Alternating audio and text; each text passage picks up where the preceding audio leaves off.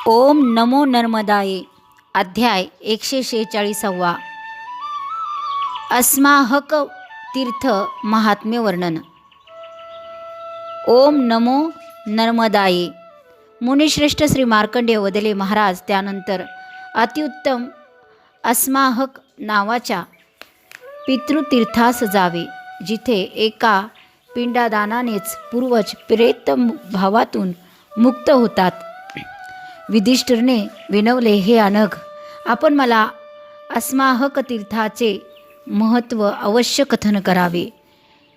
तिथे स्नान, दान, पिंडदानाने जे पुण्य मिळते तेही सांगावे. मुनिश्रेष्ठ श्री मार्कंडेय वदले, हे नृपश्रेष्ठ, प्राचीन कल्पात ऋषी देव संयोगात असाच मीही प्रश्न विचारला होता. तुम्ही मला विचारलात.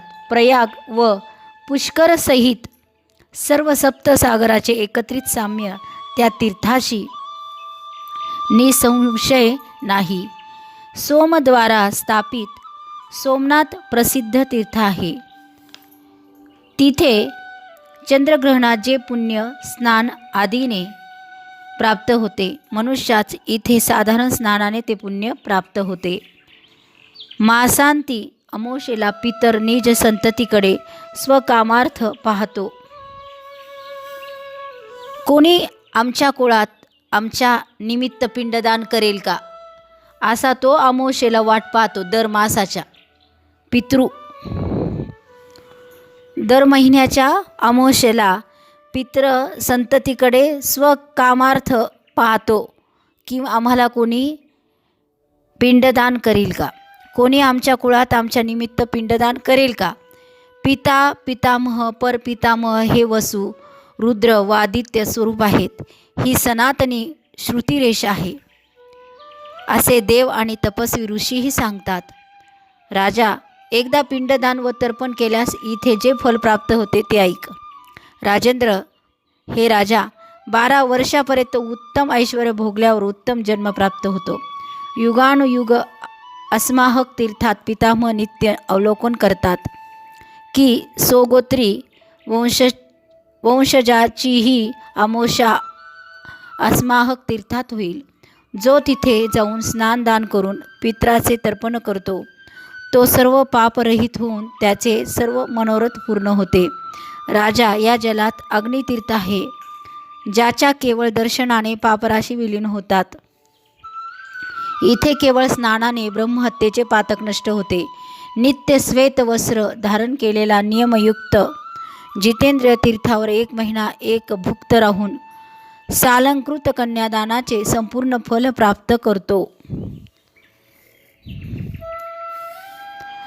व पितृलोकात पूजित होतो. त्यानंतर इहलोकात पृथ्वीवर समुद्रापर्यंत महाभोगशाली होतो. तसेच धनधान्य संपन्न दाता व धार्मिक होतो. तिथे सुचिरभूत होऊन उपवास केल्यास ब्रह्मलोक प्राप्त होतो. जो अस्माहक तीर्थक्षेत्री जाऊन प्राण त्यासतो तो करोडो वर्ष रुद्रलोकात पूजित होतो. त्यानंतर स्वर्गप्राप्तीचा लाभ देणारे कर्म क्षीण झाल्यावर स्वर्गातून निघून तो इहलोकात सुवर्णमणी मोत्यांनी भरलेल्या कुळात रूपसंपन्न होऊन जन्म घेतो.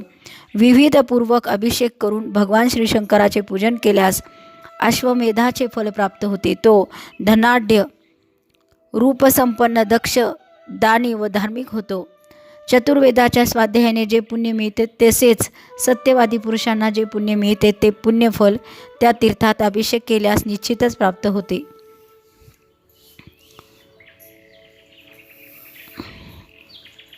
पूर्वी श्री शंकराद्वारा रचित ते तीर्थ सर्व तीर्थात परमश्रेष्ठ तीर्थ आहे. हृदय स्वयं भगवान श्री विष्णू श्री महेश्वरांचा जप करतात.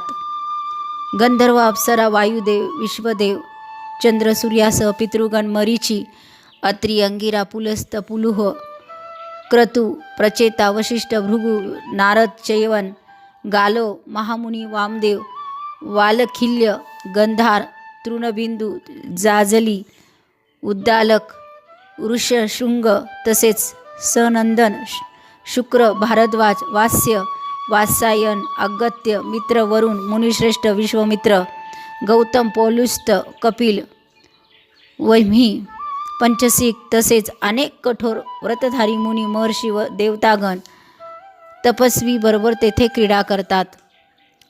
मनुष्य, योगींद्र, पितृगण आणि पितामह अस्माहक तीर्थात निसंशय स्थित असतात. पिता, पितामह, परपितामह सर्व तिथे स्वकर्मानुसार पाप व पुण्य प्राप्त करतात. पिता, पितामह, परपितामहांच्या निमित्ताने दिलेली वस्तू त्यांना प्राप्त होते.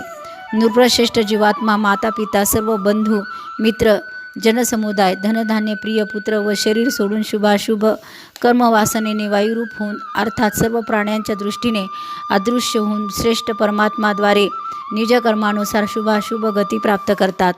राजा त्या योनीची प्राप्ती कृतकर्मानेच फल आहे.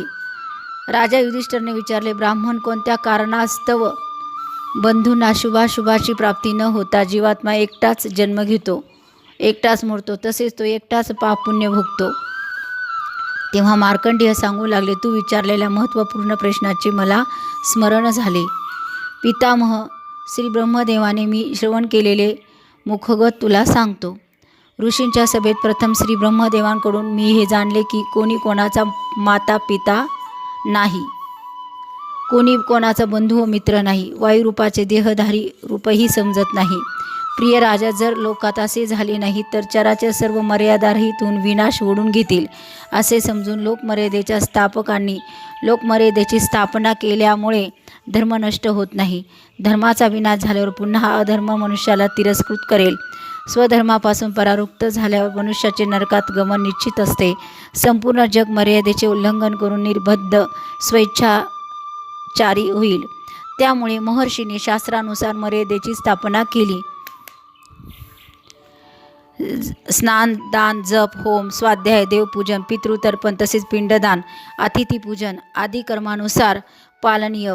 प्रिय युधिष्ठिर, पिता, पितामह, परपितामह हे तिन्ही श्री ब्रह्म, श्री विष्णू, श्री महेश्वराच्या रूपात तीन देवता म्हणून स्मरण केले जातात. यांचे पूजन केल्यावर सर्व पूजित होतात. त्याचप्रमाणे माता, मातामह, परमातामह या तीनही पूजनीय आहेत. त्यामुळे सर्व प्रकारचे वेद व धर्मशास्त्रात सांगितलेल्या धर्माचे नित्याचरण करत मनुष्य पापांशानेही दूषित होत नाही.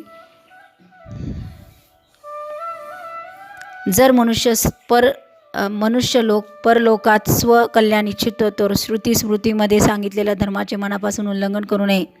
पिता पुत्र नेहमी बिंबातून निघाल्या बिंबाप्रमाणे एकरूप असतात. श्रुती स्मृतींच्या अर्थानुसार ते विभक्त असूनही विभक्त नसतात. त्यांचा आत्मा एकच असल्यामुळे स्वतःच आत्म्याचा उद्धार करावा, आत्म्याचा विनाश करू नये. हे पार्थ, ते पुत्रांद्वारा विना पिंडदान वा विना तर्पण संभव नाही. हे जाणून पुत्राने प्रयत्नपूर्वक पिंडदान तसेच उदकदान करावे. पिंडदान व तर्पणाने आयु, धर्म, यश, तेज तसेच संतानाचीही वृद्धी होते. समुद्रापर्यंत जे पितृक्षेत्र आहे त्याबद्दल मी तुला सांगतो. जेथे दिलेले दान महाफलदायी असते. हे कुरुनंदन, गया, पुष्कर, श्रेष्ठ, प्रयाग, नेमिष क्षेत्र, कुरुक्षेत्र व प्रयाग तीर्थात पिंडदान तसेच तर्पणाने जे फल बुद्धिमानांनी सांगितले आहे ते फल अस्माक तीर्थात निसंशय प्राप्त होते. तिथे श्री ब्रह्मदेव, श्री विष्णू व पार्वती देवीसह श्री शंकर, इंद्र आदी देव, सर्व पितृगण, मुनी स्थित आहे. मुनी, समुद्र, नद्या, पर्वत, मेघ तसेच सर्व तीर्थाहून अधिक रूपात स्थित असतात. तिथे हत्तीच्या गंडस्थला समान ब्रह्मशिला स्थित आहे. ती कलियुगात दृष्टिगोचर नाही. हे नृपश्रेष्ठ, जसे गया क्षीरप्रधान आहे तसेच वैशाख महिन्यात अमावास्येला ती गजकुंभासमान शिळा ते तीर्थ व्याप्त करते. तिची व्याप्ती 2 कोश परिमित आहे. वैशाख अमावास्येला जो तिथे जाऊन श्राद्ध करतो त्याचे पितर शतवर्षापर्यंत अक्षय तृप्त राहतात. राजा अन्य अमावास्येला तिथे स्नान करून जितेंद्रिय होऊन विधिपूर्वक मंत्रयुक्त श्राद्ध करणारा अग्निष्टोम, अश्वमेध यज्ञ व वाजपेयीचे फल मिळते असे श्री शिवशंकराने सांगितलेले आहे.